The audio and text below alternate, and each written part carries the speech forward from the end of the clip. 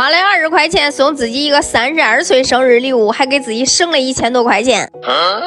没错，姐妹们，今儿过10了。只不过这2天因为租房的事儿忙忙活活了，也顾不上这个10的事儿了，满脑袋都是想到咋的省钱。这不昨天还是去俺娘家把这个冰箱拉过来，然后拉到富凯让人家给修修了。反正现在也不确定能使不能使，今儿都准备的骑了3轮把这个冰箱拉到富凯让人家给检查一下的。俺寻思的，如果要是贵的话，俺都不修了，因为也不值当了。假如说花个300、500来，我寻思300、500都能买个新冰箱了。这2天一发视频，一直有姐妹建议我说，我要不然去二手市场去看看，或者去那些不干的饭店买点人家那种的看看吧。姐妹们，今儿这个把冰箱给人家拿过去，让人家检查一下。如果要是价格贵喽，那都不修了；要是不贵的话，都修，凑合1年3活了。我一说要回家拉冰箱，俺妈从上午都开始等的，一看俺这下午5点多了还没去来，都开始心急了，给我发信息，咋还不来嘞？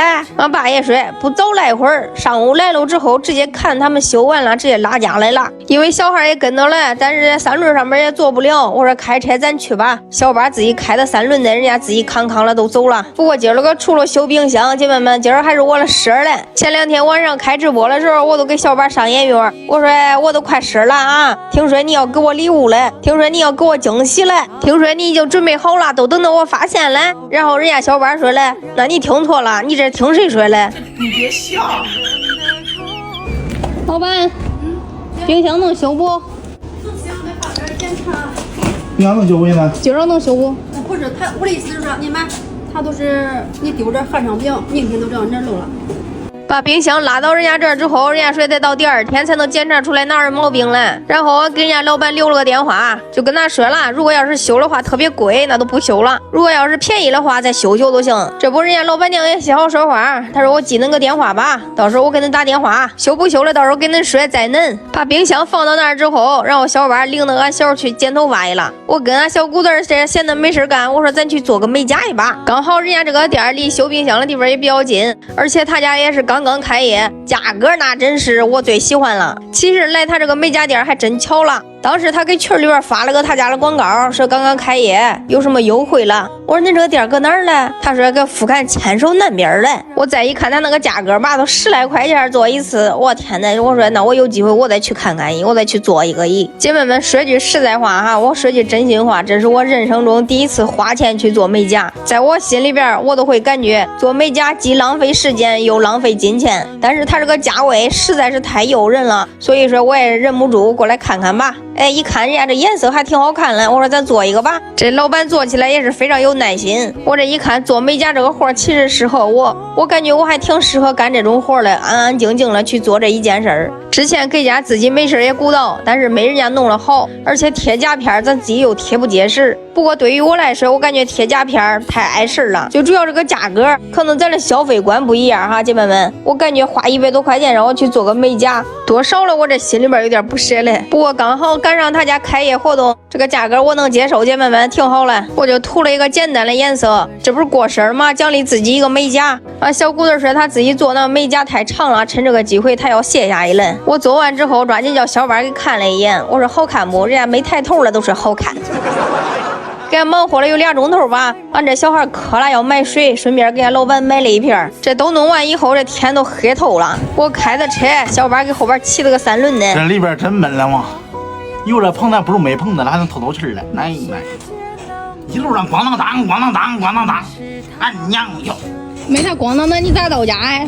这是开车开惯了，猛一开这个3轮的还不习惯了。他说热的他不行。回到家之后，小孩噔噔了进屋了，我也抓紧洗个澡去吧，快热死了。人家都说现在河南的天气能达到45、6度，咱也不知道这是真的还是假的。现在一天天躲到这个空调屋里边，以前的时候也没有空调，那日子都咋过了谁知道？我记得那小的时候，那时候也没有空调，然后老人都拿着蒲扇，俺爷爷奶奶拿蒲扇给俺扇扇的，晚上经常给外边给院子里边睡觉。但是现在你再一看，谁家不撑3、4个空调啊？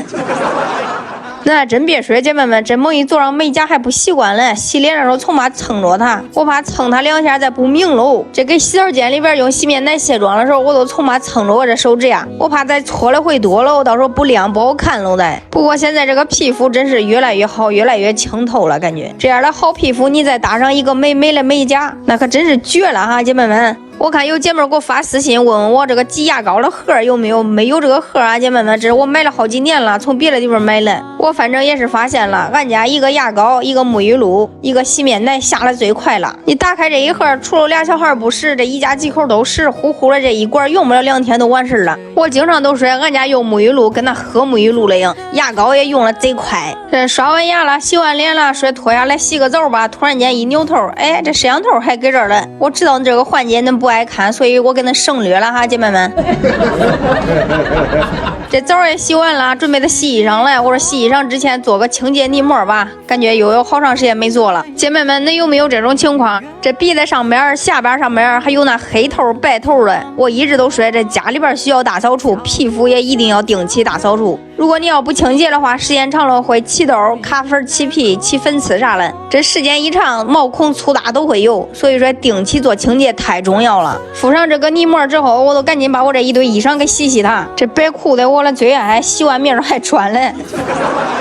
不过我刚刚往脸上抹这个清洁泥膜，姐妹们，它竟然又要断货了。这是我前2天求人家给我开了几单库存，今儿给我发信息，这泥膜又要断货了，一共给他要了50单，我还没卖了又要断了，我真服了。它是这种天然植物萃取，而且它这里边含有那高岭土。这高岭土是干啥了？姐妹们知道吧？它是专门清洁皮肤的。咱也不知道为啥一上车都断货，咱真是卖不过人家别的主播哈。姐妹们，现在价格特别合适，39块就到手2盒。它这一罐的话是100克的。这个皮肤做清洁的话，1个星期做1次都行了，但是每个星期都要做，不过也不能做得太勤。敷完清洁泥膜之后，你用清水一冲，这个脸特别清透，特别舒服。咱都别吐槽我这脸大的事儿啊，但是皮肤好都行。姐妹们，做好清洁之后赶紧补水都行了，抹上水乳霜，然后敷了厚的一层，晚上你直接睡觉就行了。第2天你再看你的皮肤又嫩又滑。姐妹们，这当天晚上直播卖了3单，现在还有几十单，有需要了赶紧拍啊，姐妹们。